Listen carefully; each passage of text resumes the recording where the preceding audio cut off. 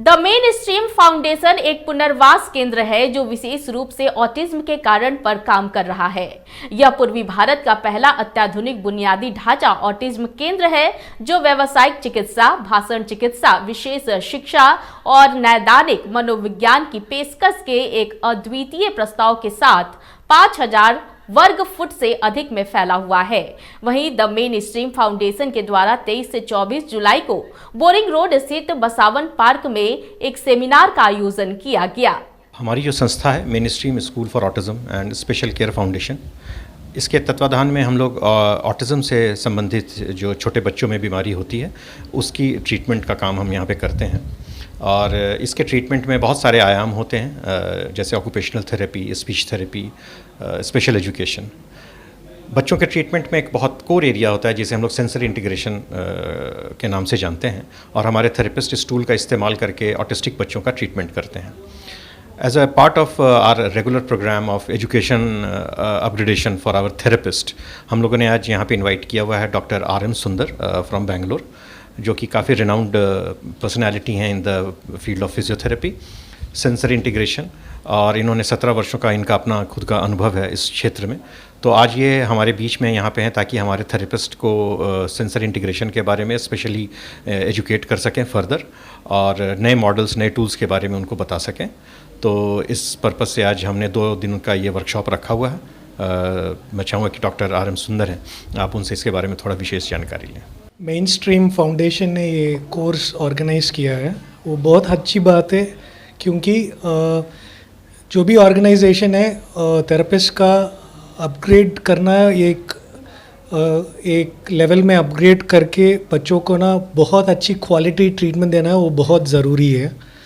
So in that case, Mainstream Foundation is doing a wonderful job in not only bringing the quality treatment, but ये भी है that they are trying to upgrade the skill of their own therapist.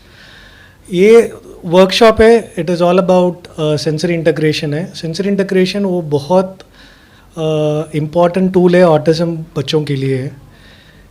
कई behaviors होता है बच्चों में, autism बच्चों में वो sensory integration डिफ़िकल्टी से होता है। ये इसमें एक्सपर्ट होना बहुत ज़रूरी है, and then Mainstream Foundation is doing a wonderful job in organising this.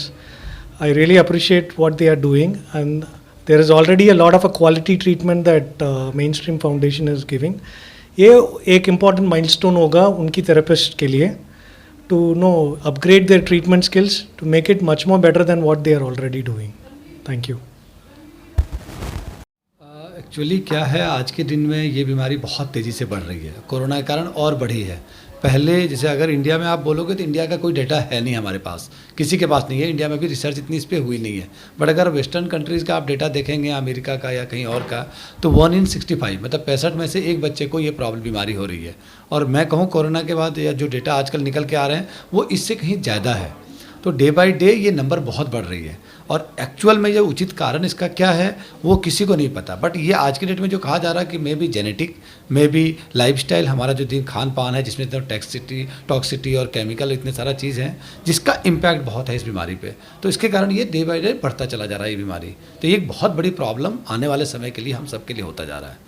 और मेन स्ट्रीम क्या कर रही है, मैं अगर आपको बताऊं तो मैं खुद दिल्ली में काम करता हूं, बट मेन स्ट्रीम में हर महीने विजिट करता हूं, यहाँ क्वालिटी को चीज़ों को देखता हूं, तो मुझे नहीं लगता है कि नॉर्थ इंडिया में इस लेवल का कोई सेटअप है जो इतना कमिटेड होकर और इस लेवल पे काम करता है। तो वो मेन स्ट्रीम की सबसे बड़ी खासियत है कि इंफ्रास्ट्रक्चर हो, चाहे बच्चों को केयर की बात हो, चाहे स्टाफ हो, चाहे आप अगर कहीं भी जाएंगे तो पूरे इंडिया के किसी ऑर्गेनाइजेशन में जाएंगे तो एक ऑर्गेनाइजेशन के अंदर सब चीज़ नहीं मिलेगा। मेन स्ट्रीम एक ऐसा ऑर्गेनाइजेशन है जहाँ न्यूरोलॉजिस्ट से लेकर सारा थेरेपी, जैसे यहाँ पे हमारे पास न्यूरोलॉजिस्ट है, paediatric neurologist doctor Ajay Kumar है, उसके बाद हमारे पास क्लिनिकल साइकोलॉजिस्ट है, हमारे पास फिजियो है टीम में, हमारे पास OT है टीम में, स्पेशल एजुकेशन है, स्पीच है। तो जितना लोग मिलके एक साथ काम कर सकते हैं उस बच्चे पे, तो हम सब लोग मिलके एक साथ एक छत के नीचे काम करते हैं। इससे क्या है कि बच्चे का ओवरऑल विकास, सर्वांगीण विकास जिसको हम कहते हैं, कि ये नहीं कि हम सिर्फ स्पीच पे काम कर रहे हैं, मोटर में डिले रह गया, दिक्कत हो गई, बच्चे को लिखना नहीं आता है, पढ़ना नहीं आता है, तो हम स्पेशल एजुकेशन पे भी काम करते हैं। अगर बच्चे को बैठना नहीं आता है, सुनना समझना नहीं आता, तो वहाँ सेंसरी इंटीग्रेशन के थ्रू हम उसको सिटिंग लाते हैं, जिससे वो बैठे सुने समझे। तो ओवरऑल बच्चे का हर एरिया पे हम लोग काम करते हैं कि उसका कंप्लीट विकास हो। और पिछले 2 सालों में हमने कोरोना स्टार्ट होने से पहले इसको स्टार्ट किया था 2020 में। 2 सालों में बीच में कोरोना आई, बंद हुआ खुला, बंद हुआ खुला हुआ, बट हमारे पास उतने लोग जुड़े हुए हैं अभी तक पेरेंट, और हमारे पास वेटिंग भी 200-250 बच्चों का है जो चाहते हैं कि हमें सर्विसेज जल्द से जल्द मिले। बट हम लोग हर वीक 2-4-5 बच्चे ऐसे हैं जिसको हम डिस्चार्ज भी कर रहे हैं अपने सिस्टम से, क्योंकि वो ठीक हो रहे हैं तो हम उसको रेगुलरली डिस्चार्ज कर रहे हैं, क्योंकि हमारे पास इतना लंबा वेटिंग लिस्ट है कि ज़बरदस्ती किसी को हमें नहीं रखना है। तो हम उस मोटो के साथ काम कर रहे हैं। जैसे नाम से ही आपको अगर आप ध्यान देंगे तो मेन स्ट्रीम का मतलब वो मेन स्ट्रीम से बाहर हो गए हैं, सोसाइटी से बाहर की तरफ जा रहे हैं। हम वापस काम करके उनको मेन स्ट्रीम में, सोसाइटी के मुख्य धारा में उसको वापस लाना चाहते हैं, और यही हमारा मोटो है और हम उस पर लगे पड़े हैं। जैसे बहुत कॉमन सा क्वेश्चन लोग पूछते हैं हमारे पास जब पेरेंट आते हैं कि कब मेरा बच्चा ठीक हो जाएगा। ठीक एक ऐसा वर्ड है जो बहुत सब्जेक्टिव वर्ड है। हम और आप अगर एक दूसरे को बात करें तो हम आप में भी कुछ कमियां हैं, कुछ आगे पीछे हैं, तो पूरा ठीक कोई नहीं है इस दुनिया में। लेकिन फिर भी जो हम लोग नॉर्मल बच्चा, हम लोग कहते हैं कि टिपिकली डेवलपिंग बच्चा जो एक नॉर्मल डेवलप कर रहा है, उसके तुलना में जो बच्चे को प्रॉब्लम हो रहा है उसमें कितना गैप है, तो हमारा जो मोटो है उस गैप को कम करना। तो मैं आपको अगर बोलूँ कि ये डिपेंड करता है उसकी प्रॉब्लम कितनी है, सीवियरिटी कितनी है, कितना प्रॉब्लम ज़्यादा है। जैसे उसमें माइल्ड, मॉडरेट, सीवियर करके कैटेगरी होता है। तो जो माइल्ड वाले बच्चे होते हैं, 60% बच्चे ऐसे होते हैं जो माइल्ड कैटेगरी में होते हैं, वो रिकवर कर जाते हैं।